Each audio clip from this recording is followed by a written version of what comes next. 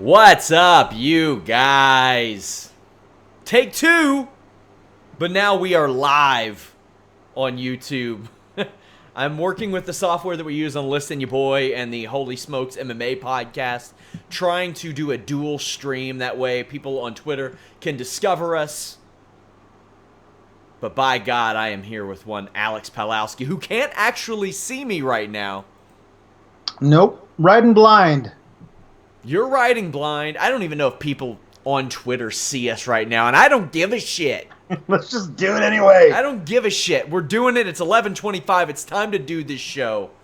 And we are trying, as you can see, if you are watching on YouTube or Twitter or Periscope or MySpace or Friendster, it's just a little bit different this time. Somebody says, I don't like Alex on the left. I don't care. Everything you own is in a box to the left. That's right. Including myself. Including Alex Pawlowski. Yeah. Somebody said the Twitter streamed. I don't give a damn. Don't give a damn. So, somebody says Twitch. We will eventually stream on Twitch. That's a natural progression. Tomorrow Nice. I'll have this figured out for the Holy Smokes MMA podcast. That was the main one I was working on. But we had some news hit us today, right before WWE Raw. Ruby Riott injured, undergoing an MRI this week, and she wasn't on the show tonight. I don't have any additional information on that. What I do have additional information on is the Bray Wyatt situation. I've talked to people within WWE. He was in a car accident that left his vehicle totaled this weekend. He missed those shows. He missed Raw. There is no timetable for his return, although he's still being advertised for Extreme Rules. And what I was told by, and I mean a very reliable source, he had a traumatic head injury, and he's very lucky that he didn't break his neck or his back. Nobody was riding with him, and he's having some trouble even remembering what happened. But he wasn't on the show tonight, and I would imagine that Matt Hardy, Curtis Axel, Bo Dallas, Bray Wyatt's brother, all had a rough time dealing with that as well, and they still work tonight. But your thoughts on this injury? I mean, look, I don't know anything about what happened. I don't know. We don't know a lot yet. But if he's having the kind of brain trauma that makes it impossible for him to remember what happened during the accident, I'm sure what we should definitely do is put him in a WWE ring in 2 weeks, Extreme Rules. That seems like a good idea. Like, it sucks that maybe we don't get the B-Team tag team match until SummerSlam. But for the love of God, let's not rush this guy back with if it's some kind of head trauma. Let's just take a step and take a breath and thank God that he's okay. And maybe just cool it, because he hasn't been taken off of Extreme Rules. Also, he had a traumatic brain injury. Those two things can't go together, if indeed that is what has happened. Yeah, we definitely wish the best for him, and I'm going to keep trying to find out more and more about this situation. Of course, guys, visit Fightful.com, FightfulWrestling.com for all of your pro wrestling, MMA, and boxing news. This Saturday, New Japan G1 special. We got the guys from Pro Wrestling Unlimited who just hit 100,000 subscribers on their YouTube, going on behalf of Fightful.com. They will be there covering the event. UFC 226, James Lynch will be in town for that. I will be doing post shows for both of those. I'm going to do the G1 special first, I think, and then the New Japan or the UFC show right after that. So take a look at that, at the schedule that we have set up. We're going to have live coverage of both. Over on FightfulSelect.com, where you can get additional premium content, I posted tonight's Raw script. I have the Fightful Select Retro Review, ECW Hardcore Heaven, 1995. A steaming pile of shit was that show, but it was a fun one to review. I did a UFC rankings update for this week. Also, dark match commentary, Perry Saturn versus Billy Kidman from 1997 WCW. Jimmy Van's match archives. Me and Jimmy do commentary on Eric Young versus Nova versus Derek Wilde. And Jimmy shoots hard on Nova. And then, of course, I took questions on the Fightful Select Weekender podcast last week. Hitting you hard with it, my friends. Lots of stuff. And we have a ton of exclusives over at FightfulWrestling.com. click that exclusives tab. I got stuff. I got Bro or No with Robbie E. That was fun to do. Scarlett Harris took a look at comparisons between Glow Season 2 cast members and WWE Superstars. Just lots of fun stuff. Jesus. It was a good time at Fightful.com this week, even though I wasn't there. I was there in spirit. It was not as fun watching WWE Raw this week, Alex. No, it wasn't. I do want to point out that I'm able to actually watch a slight delay on YouTube of me looking at you, looking at me. And it's kind of cool for the fans to see how bored and disinterested I look while you are talking your long spiels. And I just have to sit here and not talk. Well, the thing is, you are super excited at all times. Yeah, right. All the time. Because you love Fightful Select. You love everything that has to do with Fightful. I do. And, I mean, that's just the situation that we're in. And everybody who keeps bitching, look at that. Oh, I just swooped and swapped. You're on the left now, Alex. Oh, crazy. Game changer. Game changer. Man, our lower thirds look like crap. Oh, they really do. Who cares? They look better than tonight's Raw. When I got this script, ew, bye. I was not excited for what I was seeing. It was not good. The final segment was okay, but the opening segment featured Roman Reigns coming out and calling himself the big dog and shit. Yep. I wonder if WWE realized how counterproductive that is to what their goal is. Yeah. No, this is all bad. When it was announced, like, today, like, hey, remember the first 2 times the last 2 weeks when you saw the Revival versus Bobby Lashley and Roman Reigns for some reason? You want to see it again? Like, I don't know what they're doing. Like, I don't know what they're doing. Hey, it's fun. I get to see the Revival on my TV 3 weeks in a row. When was the last time that happened? But, I mean, I doubt them giving a couple of shatter machines to Roman Reigns is really going to go anywhere. And that's where I'm kind of worried. Like, these guys belong near the top of the tag division. Like, I mean, really, if it was the Ascension and not the Revival, would really the story be any different? Not really. We'll talk a little bit more about that and really expand on that when we get to that segment. Drew McIntyre and Dolph Ziggler both come out and interrupt. Roman Reigns says that he walks around like he owns the place. They end up attacking him. Seth Rollins makes the save to a big pop, and backstage Roman Reigns and Rollins find Kurt Angle, who gives them a match with Ziggler and McIntyre next week. However, Reigns, nah, I can't, not next week, tonight. He gets it. Yep. So I want to know, I mean, Kevin Owens, by the way, your phone is vibrating heavily. Yep. Sorry, my wife's texting me about our daughter who is ill this evening, so. Best wishes to the daughter. Get well soon. But Reigns, the way that Kurt Angle treats Reigns and the way that Kurt Angle treats Kevin Owens, a little odd to me, but we'll talk about that later. Bobby Lashley shows up backstage and tells Roman that he better focus on their match later and confirms that that is a threat. Roman Reigns just goes, is that a threat? And Lashley goes, yeah, it is. That was good. I thought Lashley was great here. Yeah. Lashley's doing a lot better when he's not saddled with this whole... Lashley's doing a lot better when he's not saddled with this whole I have 3 sisters that I love very much gimmick.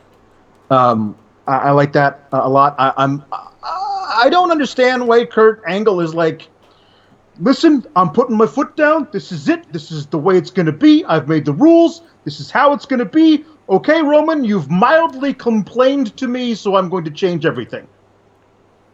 For the record, Alex, I'm trying to help you see me, but not working. Hit the bricks.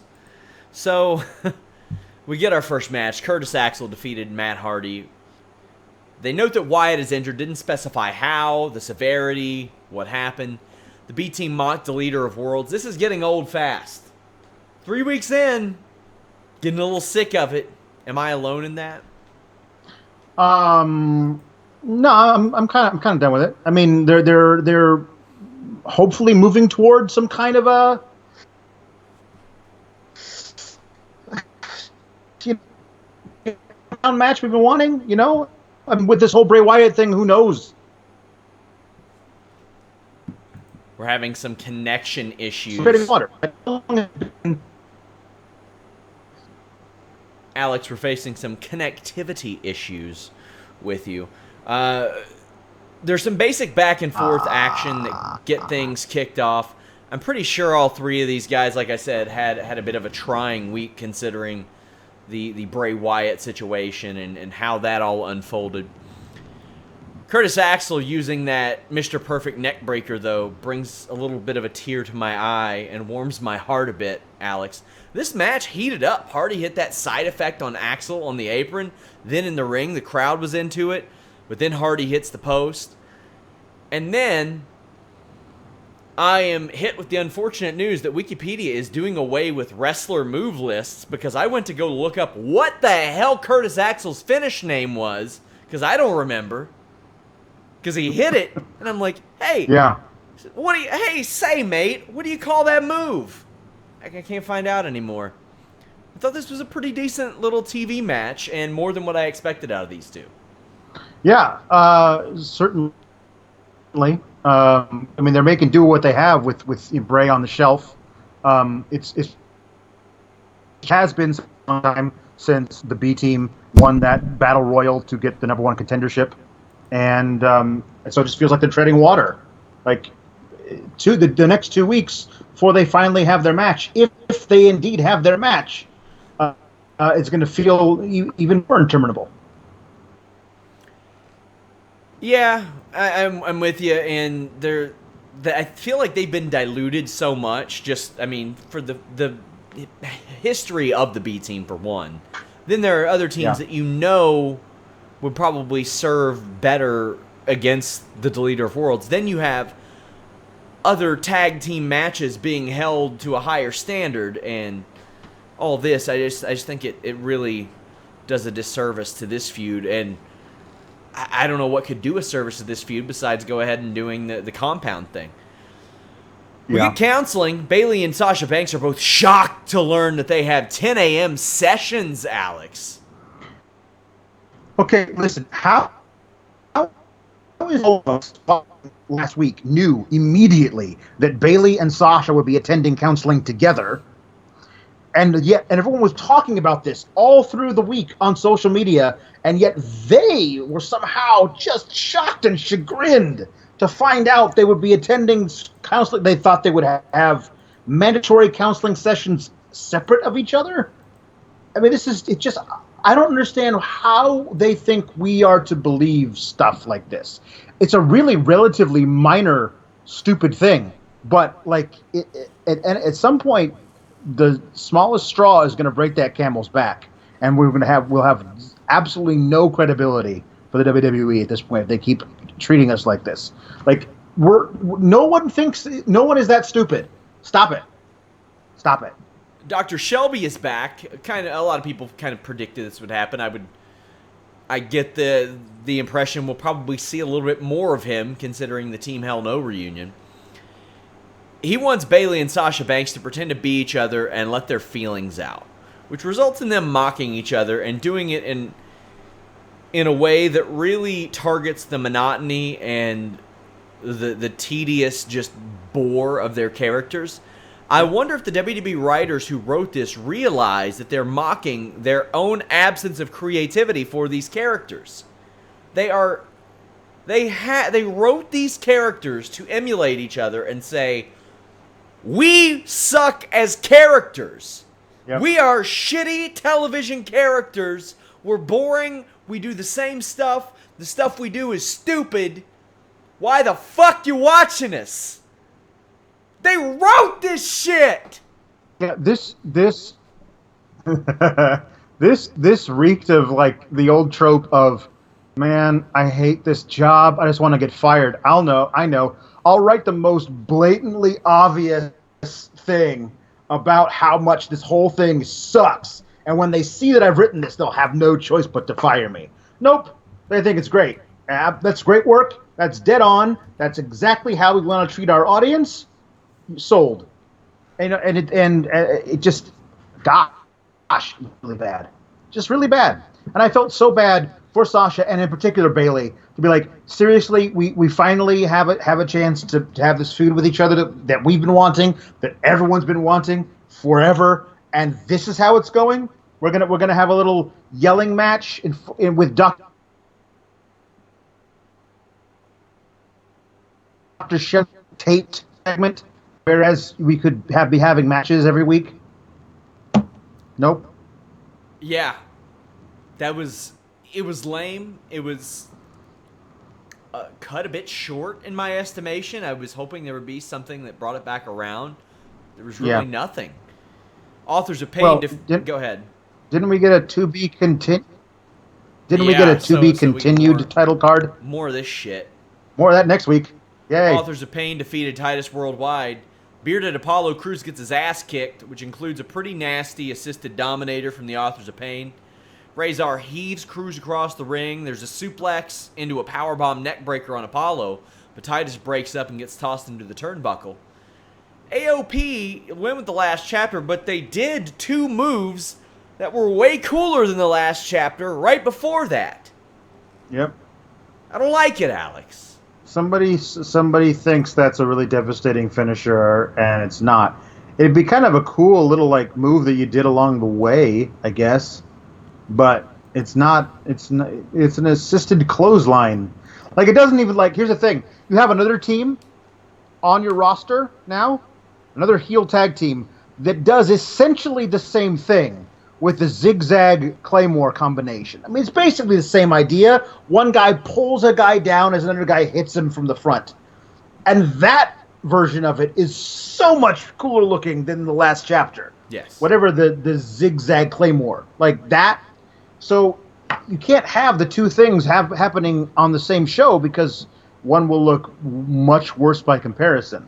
So yeah, got to get rid of it's last shitty. chapter. Sorry. Not a big fan of it. We see Seth Rollins and Roman Reigns defeat Drew McIntyre and Dolph Ziggler via DQ. Rollins gets a huge pop. This guy is massively over. McIntyre gets the tag after Rollins out-wrestles Ziggler a little bit. Reigns really milked wanting the tag in, and the crowd was hot for this match. They loved it. Reigns gets thoroughly worked over, but man, he and Ziggler made magic with that uppercut that Ziggler flew into. Reigns hit it perfect. Ziggler sold it perfect. Probably my favorite spot of the match. Suicide dive on McIntyre and a frog splash on Ziggler gets two. And then Rollins dives out onto both of them. We go back from the commercial. McIntyre gets super kicked. Ziggler gets powerbombed trying to stop Rollins from the tag. And before they can make it, the Revival attack Reigns. Cause the DQ because why wouldn't they? I liked everything about this match. I even liked the interference at the end because it made sense. Yeah, I'm all for stuff making sense. More of that, please. Yeah, I liked the attack on Roman. I mean, listen, if you had told me a couple of years ago when I was watching the Revival kick all sorts of ass as the greatest tag team in the world in NXT, that I would eventually get to see them deliver a shatter machine to Roman Reigns. And then you told me, yeah, but between when they get called up and when they actually do that, it's going to be like a year and a half of crap they got to go through. I'm like, it's worth it. It's totally worth it. I don't care. Yeah, shatter machine to Reigns. And he sold it well, and he put those guys over hard in that moment, and that's great. Our buddy Jeff Hawkins put forth an idea that there should be basically the new four horsemen of Dolph, Drew, and the Revival, and that's so perfect because that's so great, and I could absolutely see all four of those guys holding titles at the same time and running Raw. It'd be so awesome to then have guys try and chase them all through the program. They're so charismatic, all of them. They all work great together. They would be a really, really good fit. They really would. It'd be so perfect. You mentioned Jeff Hawkins tomorrow night. Jeff Hawkins' last live post-SmackDown show. We're looking to get him involved some other way. So come enjoy Jeffapalooza tomorrow night. It's going to be fun. We're going to reminisce. It'll the swan be song. A good time. Yes. Yeah. Jeff has been with us since the beginning of Fightful. When I started the show, I brought Jeff and Rob over from Shake Them Ropes to do the Raw and SmackDown shows respectively. And Jeff's been here for 2 years. I mean, we turned 2 years old this week, actually. Yep. So definitely a big thank you to Jeff Hawkins for all he's done for us. And we're definitely keeping that guy involved because he does great stuff. Also, I'm looking to get Mr. Warren Hayes more involved. He does our retro reviews with me. We did ECW Hardcore Heaven 95 this week. So check that out. Also, Fightful related, check out our new White Fightful tees. Go to ProWrestlingTees.com/Fightful. Use the code America, and you will save 20% this week. Go check it out. See what we have going on over there. Man, people still giving Rob grief over that hat. Woo! Also, thank you guys. I crossed the 10,000 follower mark tonight. I really appreciate that. I really appreciate all of you. That's very cool. I've never had like a major outlet or TV channel or anything like that pushing me. For the last 4 years, I have worked for independent companies, so it means a lot. Thank you all very much. Up next, oh, by the way, we got the Zigzag Claymore on Rollins to end that segment. Then we get Constable Corbin and Finn Balor. Boy, was this segment the shits. It was terrible. Constable Corbin comes out and explains the miscommunication last week between he and Balor. WWE loves to do this thing with their Irish stars where they think that they're stand-up comedians, I guess. Balor is super jokey, and he is every bit as funny as Sheamus was during his babyface run. Yep. That is not a goddamn compliment. No. It was bad. He says, sorry I cost you your job at TGI Fridays. Ha ha ha ha ha ha ha. Yep. Fuck, man. Yep. The only person who should be apologizing to you is whoever gave you that haircut. Ha ha ha. I'm like, bro, did you see his haircut before this? This is the thing. This is what I really hate this about WWE. They do this a lot. I was racking my brains to think of the exact occasion that I'm remembering when they did this. But they give somebody this really cool new gimmick or look, and everyone agrees this is a major improvement, right? It's usually done to the heel. And then the babyface comes out and makes fun of the new thing. So then all the things that we thought were cool about it are now called into question because they want you to think like Finn Balor. Sure. That Baron Corbin's new fashion sense, which is a dramatic improvement from his, like, I have a wolf on my t-shirt thing that he used to do. And also his haircut, the shaved head, a much better look than the skullet. But according to Finn Balor, our hero in this feud, no, he looked a lot better before. Yeah. And that's objectively not true. So they're gaslighting us. This whole thing, I hate it. Like, stop doing that. Stop nerfing this really cool new thing you gave to your heel by having the babyface shit all over it. So, if anybody here has watched the Fightful Select Weekender podcast on Fightful Select, in the midst of this Madison Rayne super push that Impact is doing, don't know why, she had appeared on Ring of Honor and Impact in the same week, and she faced Kelly Klein, who is a heavily protected wrestler on that show, went undefeated for years. She wears a mouth guard. She's kind of imposing in stature. And Madison Rayne, like, got in and mocked the mouth guard and mocked her, like, broad shoulders. And I was like, you're half her fucking size. Why are you doing that? Yeah. Then she came over to Impact, who just signed Tessa Blanchard, one of the hottest free agents in women's wrestling.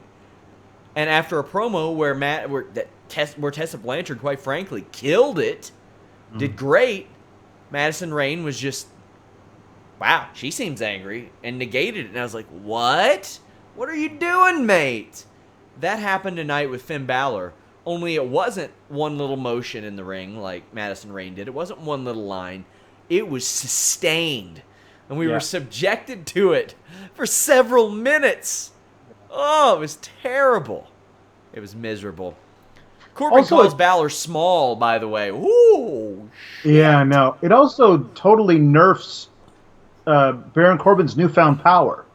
Like if he's actually Stephanie McMahon's appointed constable of Raw, he should have the power to discipline Balor in some way for Balor insulting him to his face in front of the entire audience. But now, obviously, he doesn't have that power, and so why is he even the constable anymore? It's just stupid. All of it's so stupid. I hate it. Anyway. Hey, I'm with you, man. I'm with you. Ember Moon defeated Liv Morgan with Sarah Logan. Apologies. Riot Squad, sans Ruby Riot, backstage and ask Elias if he's performing tonight, and he says, "For these people, no." I loved it. He said, "For you guys, sure." And he starts strumming away, and they tear shit up. Yeah, sure. Why not? Yeah, I mean, I'm getting kind of tired of the whole, we're here to cause a riot, so we're going to commit minor acts of vandalism backstage, except for the one time where we destroyed this one guy's very expensive laptop. I don't know. This was a rough episode, guys. It really was. I will say, after seeing how well Ember and Liv worked together last week, I'm glad to see that they got an opportunity to work one another. Yeah. And the match wasn't anything great. It wasn't anything bad. But considering how green Liv is in the ring, it makes sense if you're going to put her in a one-on-one match. Put her in there with someone who's not going to completely expose her, that she has natural chemistry with. Yeah. There was this one very cringe-worthy moment. I don't know if you caught this, where they cut off the Riot Squad music a little early, and Liv and Logan had just started getting into their little pose taunt thing that they do in the ring ropes, but there was no music to back it.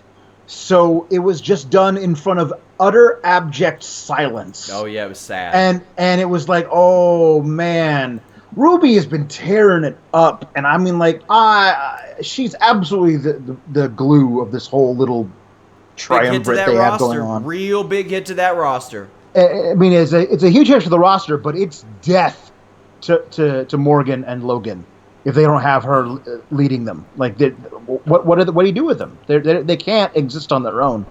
They just can't. Liv, maybe it's just me, but Liv looked blown up about 6 minutes in. Yeah. To me, she looked a little bit tired. It's only her fourth singles match this year. A flying body press from Ember looks really good. So does Liv's step-up enziguri. That hit really, really well. Morgan goes for the corner bulldog, but gets slammed into it and eclipsed. Fine match. Outside of Liv looking like she got a little bit tired, I liked this match. It was solid for what it was. Yeah. I'm with you. Hey. I mean, yeah. I mean, I loved her sell of the Eclipse. I will say that. The sell of the Eclipse is top 5 sells of the Eclipse. Thus far, everybody on the main roster has been on fire with that. Everyone's selling it really, really good and finding new fun ways of doing it. This is top 5. I'm going to say top 5 I've seen on the main roster. Good. I can't wait for the inevitable Eclipse Cell compilation. Hey, if somebody wants to put that together for us at Fightful, that'd be great. We'll post it and just demonetize it. WWE probably won't flag it. Roman Reigns and Bobby Lashley defeated the Revival by DQ. Nobody really gives a shit about this match live. Nope. Nobody. Reigns is slowly worked over, makes a comeback featuring his new neat roped leg drop. Reigns isn't even looking to make the tag. I did like that story from the match. I thought that was a good touch. So Lashley just lets himself in to clean house like it's WWE 2K. And then he's like, tag me. Reigns won't, gets jumped by the Revival for the DQ. Bobby Lashley hits the bricks. There was nothing to this match. It was like a few minutes long, it felt. Yeah, it was very bad. It's weird because right after this, not right after this, later in the night, they go, there are 2 ways to look at Roman Reigns. One is he's a proud warrior, and the other one he's an egomaniac. Let's see which one you think it is, and we'll show you this clip of like, okay, guys, there's a lot more than two ways. Stop binarying your top guy. There's a lot of ways you can think of Roman Reigns, and there's a lot of gray areas there. But in this particular case, don't try and sell me on Bobby Lashley's the bad guy here when he obviously wanted to tag in, and this guy who he doesn't even like to begin with gets jumped by the team that, like, I would have been in there helping you, but you didn't want me, so I'm leaving. Like, I don't understand how Bobby's the bad guy in that situation. I also cannot stand it when they're like, how will Roman and Bobby get on the same page? Why do they even have to be on the same page? They're locked in a feud. Why do they care? Like, if you tell me that they get a bonus of money for winning matches, I will say okay. Yes, but you specifically tell me that doesn't happen. You don't want me to think of that. So why do they care? Why does anybody care? But in this particular case, why do they have to be on the same page? Like, they hate each other. Why are you forcing them to tag? Like, the same thing is like, why are we forcing Bayley and Sasha to be friends? Why can't they fight each other like they want to? It's just, bad. Backstage, Kurt Angle grants Roman Reigns' wish for Extreme Rules. They're booked. Coach, truly clueless on commentary. Bobby Lashley tells Renee Young backstage that Reigns has been the guy only because he's been gone, and says that his yard would be a concrete patch in a trailer park had he stayed. This is the Bobby Lashley that I liked in Impact Wrestling. He's flexing a little bit more. Cool. Yep. And then we are treated to Mojo Rawley. Yeah, they're building anticipation for this match we're finally going to get on the pre-show of Extreme Rules, probably. Can't you see that? I mean, that's the way I'm looking at it. Like, hooray, that'll be a reason to tune in. If Mojo chooses to stick with pro wrestling, he would be a magical manager. Goddamn, can the guy talk. He can talk, he can cut a promo, he can act, he can do all that. You know, the old thing used to be, oh, well, you don't want your manager to look more imposing than you. Like, no, I think that's kind of a cool thing. That's different. Yeah. God forbid we shift the paradigm a little bit. Mojo says... Go ahead. Well, also the little average, like, if he has to get in the ring and take a bump, he can absolutely do that. Yeah. You know, and he can throw a good looking worked punch on the outside. Like, yeah, absolutely. This guy would be great at that. And I think that in his 40s, if he has any inkling, they should absolutely let him do that. So he apparently has new music, or I give a shit about him so little that I haven't noticed it before. It didn't seem familiar. I was like, I noticed it too. I was like, yeah. I mean, I know he doesn't have the Hype Bros music anymore, but is that the stuff he walked into last week? It doesn't seem that way. But then again, who cares? Yeah, that's a good point. Mojo says he's not giving Jose a chance to face him just because he dances. Then Jose goes after Mojo but gets knocked down. Mojo abuses this member of the conga line. Throws him over the stairs. And I mean, he clears the stairs. Then into the rail. Mojo beats up a returning Jose again. Man, nobody gives a shit about this feud. Ain't nobody. Gronk is somewhere not giving a shit about this feud. Yep. Gronk was watching NBA free agency updates tonight. I was watching NBA free agency updates tonight. Me too. Whew, boy. Nia Jax defeated Mickie James. Nia Jax cuts a promo and calls Alexa Bliss an insect. Their match at Extreme Rules is an Extreme Rules match. But the real game changer, Natalya is Nia Jax's backup. Hold on to your butts. Mickie worked over Nia's leg, does it really, really well. Channeled her inner WrestleMania 22 there. Thought she did excellent working over Nia's leg. And then Nia does a body scissors from the front, which is a closed guard, which has submitted nobody in UFC history. because it's not a goddamn submission hold. No. She hits a big powerbomb, though. That looked good. Alexa gets on the apron only to be knocked off. Samoan drop and a pin, and Natty and Nia embrace. Beautiful. They're best friends. I hate to sound so cynical. I mean, I just had several days off, and I came home and watched this turdy show. Just an absolute nuclear bomb of a show that just got dropped. Only it wasn't in a commode. It was right on the face of all of us. Just stinky and embarrassing and duty. Yeah, it was not good. It was not a good show. Highlight of the show was Braun Strowman and Kevin Owens. Braun Strowman technically defeated Kevin Owens via countout. Kevin Owens, shown coming to the arena, won't give his keys to the valet. He wants Kurt Angle to suspend or ban Braun from the building after what happened last week because the car flipping was uncalled for. By the way, Owens did have insurance. Angle books Owens against Braun instead. Owens offers to organize Kurt's office or get him tickets to Shania Twain. Doesn't work. Owens tries to get tips from Jinder about breathing for inner peace. That also does not work. The match starts. Strowman pushes Owens down, and Owens takes a hike. He's counted out. What did you think of all the backstage activity leading up to this match? I mean, it was interesting to have, him show up and not trust the valet, so he kept his keys. That was interesting. But, I mean, listen, even if I didn't know via your minor spoiler that there was going to be a porta potty thing later in the night, they really lingered on that porta potty in the establishing shot when Owens pulled up. So I was like, oh, okay, well, that's going to come into play. And that was fine. Kevin Owens trying to beg off. That's consistent with his character. But I honestly, it's a weird thing, to know that we got this stuff where is Brock going to compete at SummerSlam? Is he not? If he doesn't, when is he next going to compete? And you've got Braun Strowman carrying around this giant briefcase. This not giant.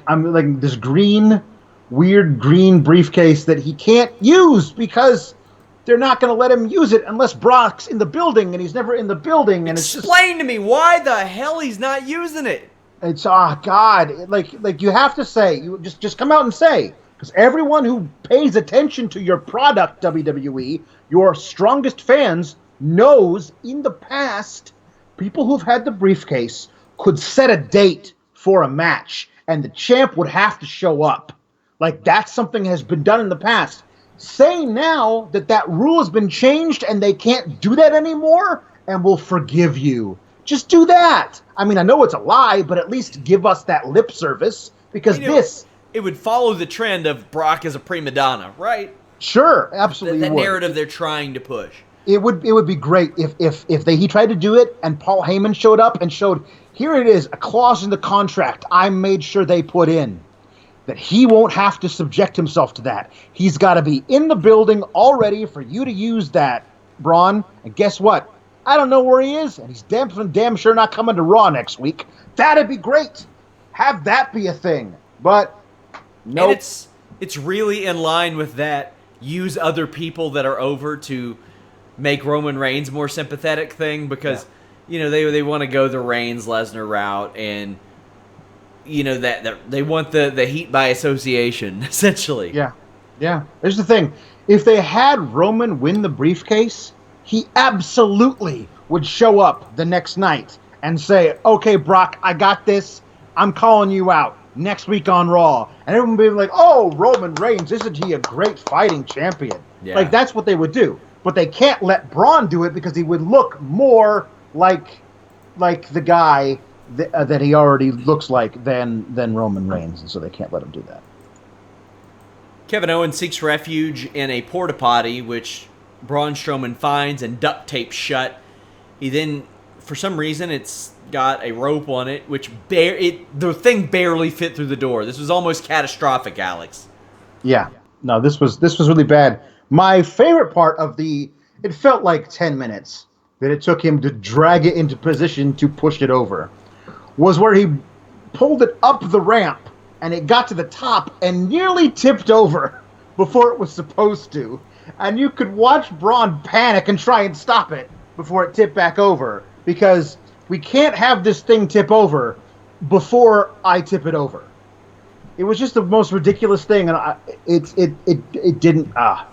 Yeah, it was rough. Yeah. The bump was nasty. It was. Yes. He shoulder blocked the porta potty off a stage, and Kevin Owens is covered in blue stuff, the dye that keeps things sanitary. The chemical treatment inside the chemical toilet.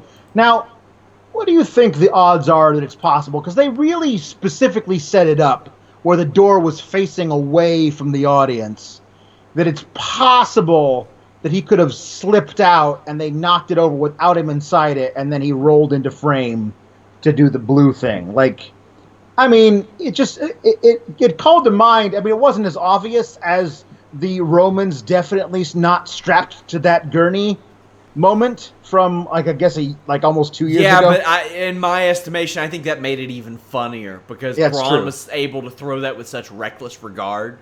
Yeah. Reckless abandon, rather. That him just shoving that was so comical. It really was. But this worked. I liked it. I thought it was funny, but Braun's a dick, man. Yeah, this is the thing. I guess you're building to a one-on-one match between him and Kevin Owens at Extreme Rules that Braun is definitely going to win, right? So what? So let's keep him as far away from the title picture as possible, even though we just gave him a prop that gives him license to be in the title picture. Like, none of this makes sense. None of it. Yeah. Nope. My God, that was Raw. It was not good. This Saturday, though, perhaps the G1 special from San Francisco will be better. Don't know how hip you are to New Japan, Alex, but there are a couple of big matches. Kenny Omega defends the IWGP Heavyweight Championship against Cody. I was able to speak to Kenny Omega recently, and we talked about how the New Day thing came about, and he said that he clued New Japan in months ago. But in that time, they got a new president, and he wanted to catch him up and be very transparent. And the new president said, yeah, I'm down for this. That sounds brilliant. So it seems like they're on the same page at the very least. Also told me he was dealing with a really tough neck injury during the time he was a light or a junior heavyweight. So told me that he was actually more physically capable of doing things that he should have been able to do at a lighter weight now than he was then. And he's defending against Cody, who missed out on the ROH World Championship this weekend. Who you got winning this? To me, I think it's pretty much a no-brainer. Omega's winning. Yeah, no, Omega's definitely winning. I mean, it'll be good. It'll be really great because they do that. But Omega certainly should retain. Yeah. We are going to talk a little NBA free agency in a bit on this show, but because they set up the Jay White call on NBA draft night, I asked him who he would draft to Chaos. He said either Zack Sabre Jr. or Kota Ibushi. He said that Kota Ibushi was a little more emotional, so it led him to want Zack Sabre, but said he would trade away Ghetto because he doesn't do anything. Ghetto's the booker. I think Juice Robinson could very well win this match and become IWGP Junior Heavyweight Champion or United States Champion. And the journey that guy has been on from being a nothing in NXT to being like a popular guy in New Japan, that's something. And Matt Bloom became a fan of him in NXT. Finn Balor thought a lot of him, and he told me a story, Fightful.com or FightfulWrestling.com, click that exclusives tab, told me the story about how when they were inducting Fujinami into the Hall of Fame, Finn Balor and Matt Bloom were like, no, you got to go see Tiger Hattori right now. Let's go talk to him. You're finishing up this week. Go talk to him. And they got him a job there in New Japan, and boy, he's made the best of it. How do you think this one goes? I mean, I don't follow New Japan well enough to know all the ins and outs, but I love Juice Robinson. Like, I love the stuff that I've seen of him. Kevin Owens says he's the best promo in wrestling. I know, and that's high praise from Kevin Owens. I mean, maybe he doesn't think it is, but if Kevin Owens, who I think is one of the top promos in wrestling, is saying that, then you got to pay attention to it.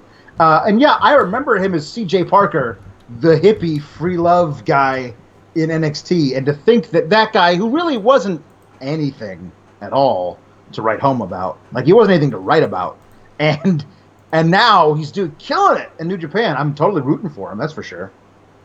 I'll get more predictions tomorrow night from one Jeff Hawkins, but we have coverage of that. Also, UFC 226 is loaded this weekend, guys. A super fight, Stipe Miocic versus Daniel Cormier. Heavyweight champion versus light heavyweight champion. You also have Holloway versus Ortega for the featherweight title. Lewis versus Ngannou. Chiesa versus Pettis. We have a ton of interviews with these people. We have Emily Whitmire, Jamie Moyle, Drakkar Klose, Lando Venata, Curtis Millender. Just tons of names from this show. Rob Font spoke to Fightful.com. Michael Chiesa. We got pros picks for all of them. Check it out. But let's talk the big story. NBA free agent frenzy. LeBron James going to the Lakers. Yep. Yeah, we're an MMA, pro wrestling, and boxing site. Who gives a shit? DeMarcus Cousins signed with the Golden State Warriors for the mid-level exception. You got to do it in order, man.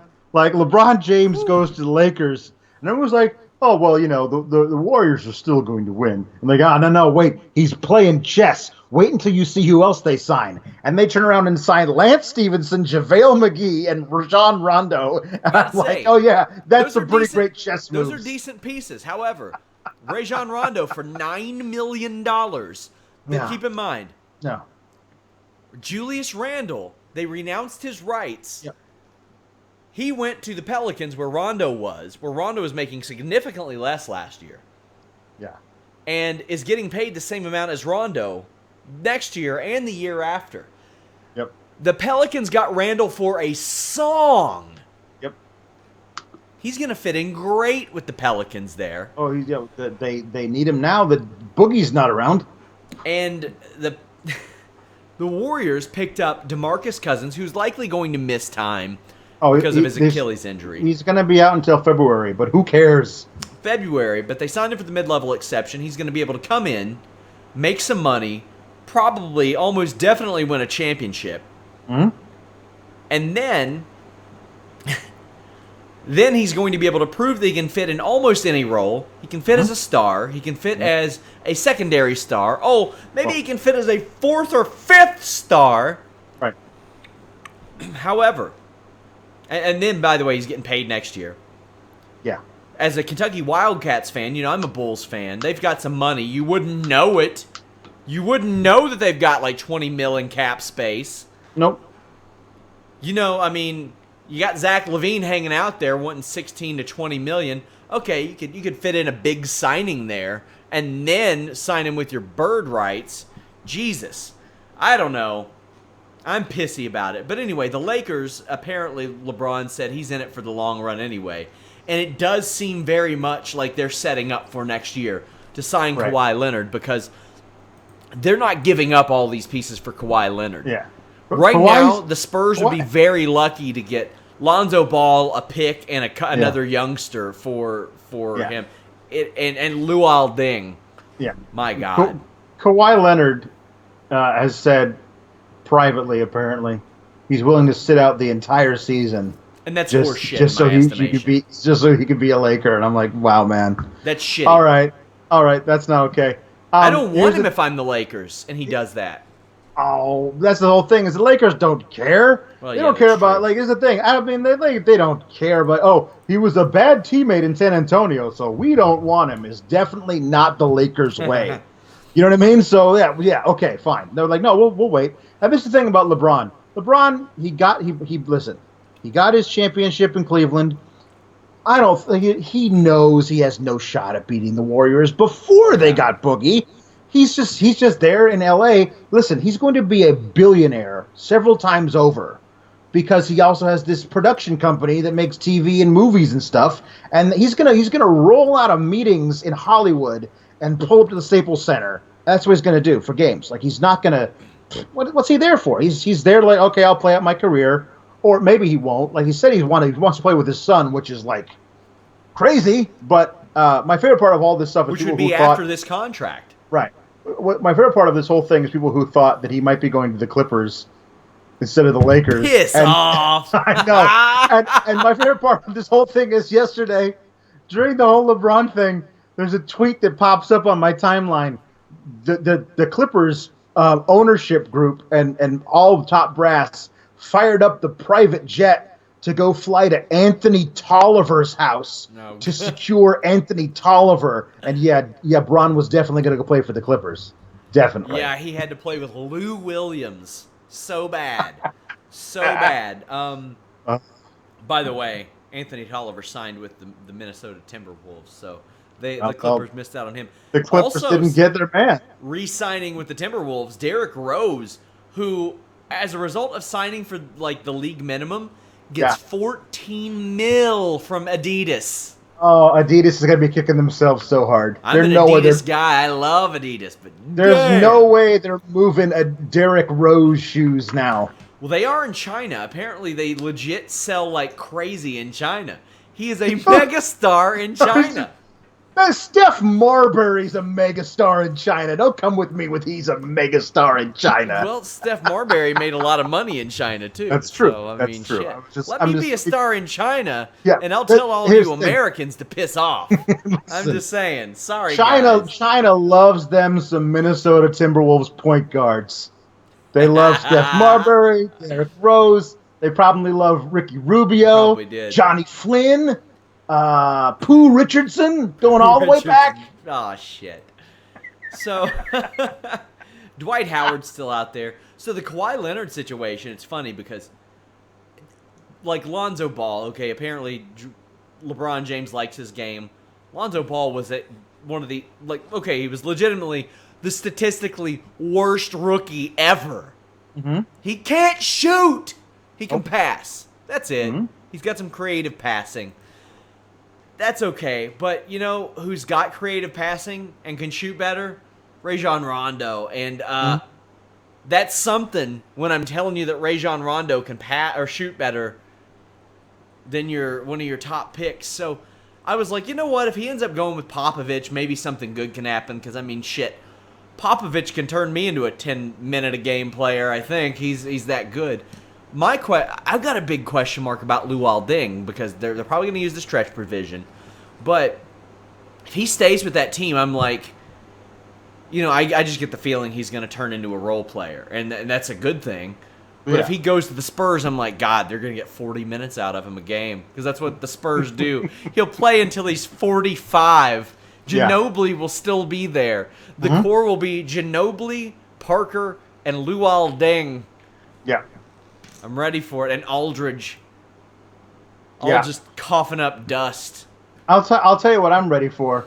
I'm ready for the 4 or 5-team battle in the East to see who can win 48 games and get the top seed and just battle the hell out of each other in the Eastern Conference Finals to see who gets smoked in 3.5 games by the Warriors. So here's my question: do the Cavs make the playoffs next year? They might make the 8 seed. I mean, that's how bad the East is. I mean, if Kevin Love stays there, which, by the way, he shouldn't, they should figure out a way of getting rid of him because, they got to help a guy out. Like, he shouldn't be there anymore. I mean, right now, through the next 2 years, they have Hill, Thompson, Smith, Clarkson, Korver, Osman, Zizic, Colin Sexton, and Kevin Love is a player option in 2 years. Yeah. You know, first off, from a financial standpoint, that's a nightmare. But those everybody said, oh, they're scrubs. They're not really scrubs. Those are all decent players. Kevin Love is an exceptional player. A lot of their numbers are certainly going to increase and make them look better than what they actually are, or make them look as good as they are. I think they can slide into the 8 seed. I had somebody saying they would not win 23 games, and I'm like, oh, you're full of shit. Well, it all depends on what if they blow it all up. because who the hell cares? It's like an existential crisis. Yeah, I could see that happening. But my favorite thing of all of this that I touched on before, and then we moved away from it, is that LeBron basically, like, the decision was made that moment that J.R. Smith got the rebound and didn't shoot the ball, okay? So he leaves because he can't play with these boneheaded players, and he goes over to L.A., and he gets there, and who do they get him? Lance Stevenson and JaVale McGee and Rajon Rondo. Rondo's not a boneheaded player, but he's been a locker room cancer in places he's been. Yeah. But, like, JaVale McGee ran the wrong way toward the wrong basket. Yeah. Lance Stevenson, I mean, is Lance Stevenson. He's a good piece. I think he's a very underrated piece. We'll see what he does. They did was they took some guys that have some character issues but can play ball. I mean, that's really what they did. And Rajon Rondo was a model teammate last year. I don't know what the situation with Stevenson. I'm not hip to the Lance Stevenson situation last year, but on the as long as he's been a pacer, he's been okay. But elsewhere, he's struggled sometimes. Yes, maybe not in Memphis. I thought he played very well in Memphis the brief amount of time he was there, but I don't know. It's just one. Boy, that's something. That is something. I'm just happy to be a Milwaukee Bucks fan now that LeBron is out of the East, because there's a very good chance they get a top 3 seed. And listen, if they get an Eastern Conference Finals berth after 3-4 years ago they had 15 wins, then I'll be happy. I've been arguing with people like, well, what does it matter? Even if we win the East, there's no way we can compete with the Warriors. Like, listen to what you're saying about the Milwaukee Bucks. You're accepting the fact that there's a chance they might win the East. About the Milwaukee Bucks. Like, that's crazy. Antetokounmpo, Giannis is on the damn cover of NBA 2K19. A Buck. That's crazy how cool that is for Bucks fans. So I'm just happy to be, to root for something. I think the Celtics, the Sixers, and even the Bucks are pretty solidified up near the top for a while. As long as the Bucks have Giannis. That's it. And the Celtics, they've got Hayward, Horford, Irving, Tatum. Yep, and they have Jaylen the best Brown. coach. They have the best coach in basketball. Yes, they do. And the thing is, they got a lot of great tradable pieces too. A very cheap Terry Rozier. Yep. They got. I mean, Marcus Smart. We don't know what's going to happen with him yet. Has he signed anywhere? Not that I've seen. Nope. Here's what I love. After the Boogie Cousins signing, you got Joel Embiid on Twitter subtweeting Braun like, it's not too late to back out. Yeah. You can come play over here with us. I thought he was going to play. I thought he was going to go to the Sixers. I thought they had better pieces to put around him. Here's the thing. At least if he did that, he would continue his streak of most finals appeared in consecutively. Because, you could be in the finals every year if you stay in the East if you're LeBron James, but he decided, I'd rather get bounced out in the second round. Give me a Markelle Fultz who forgot how to shoot over Alonzo Ball who never knew how to shoot. I'll take that every day. Guys, thank you. We stuck around for some basketball talk. Visit ProWrestlingTees.com/Fightful. This shirt is soft as butter, that OMG butter, even though, hey, the sponsorship's up for right now, but hopefully we'll renew. But anyway, use that code AMERICA, save 20%. FightfulSelect.com. We got tons of exclusive additional content. I will figure out the Twitter stream because Holy Smokes MMA podcast will be on Twitter tomorrow as well. Trying to expose that to a new audience as well. But my God, Ewans. Tomorrow, Jeff Hawkins' last show. On the post-SmackDown edition, anyway. Who knows how things will go in a year and a half, or who knows? Who knows who Jeff will piss off at his new job and come crawling back to us. They always come crawling back. You all see Alex's Twitter handle. We got lower thirds here. You see mine. Yeah. Follow us at Fightful Online. Subscribe to us on Twitter. By the way, Fightful Scraps on YouTube. I didn't even mention that. Jimmy, a project that Jimmy has started called Fightful Scraps, takes clips from our shows and posts them on the Fightful Scraps YouTube. So go give that a subscribe. We're still working on that. We're adding some older stuff as well. But thank you guys so much. Until next time, we are out.